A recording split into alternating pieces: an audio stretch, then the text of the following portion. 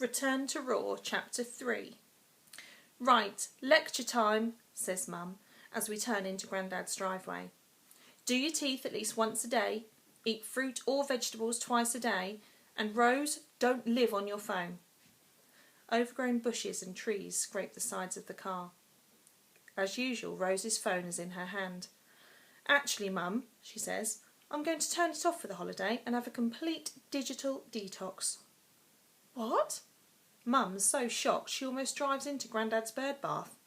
Rose loves her phone.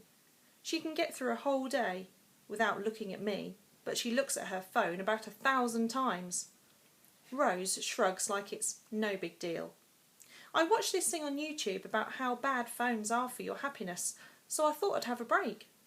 Mum stops the car and throws her arms around Rose. I am so proud of you. Over Mum's shoulder, Rose catches my eye and grins. Then she says, Maybe you should do the same, Mum. You and Dad are going to Scotland to get away from it all, so why not turn your phones off too? If there's a problem, Grandad can ring the hotel. If you can do it, then so can we, says Mum, squeezing Rose even tighter. My little girl is so wise. Cunning more like, but I have to admire Rose's quick thinking. We want to stay in Raw for the whole of half term, and now we don't need to worry about Mum or Dad wanting to speak to us. A bang makes me jump. Grandad sneaked out of his house and is now squishing his face against my window. Mum is horrified. Is he actually licking the glass? He is, and it's hilarious. Rose and I jump out of the car and are immediately pulled into one of Grandad's prickly hugs. Grandad's not a big fan of shaving, or trousers. Just like every other day of the year, he's wearing shorts and sandals that show off his large, gnarly toenails. Not long now, he says, and for a moment the three of us are lost in the excitement of our shared secret.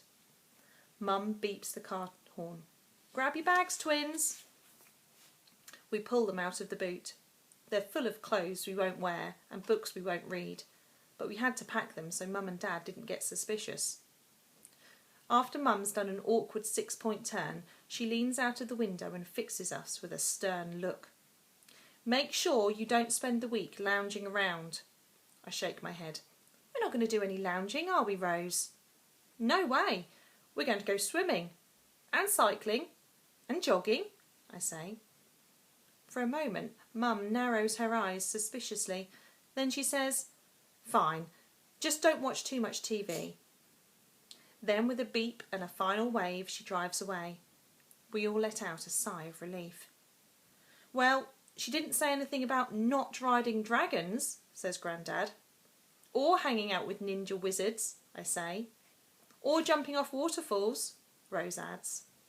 Grandad throws his hands up in the air and does a big belly laugh. Looks like you're good to go then,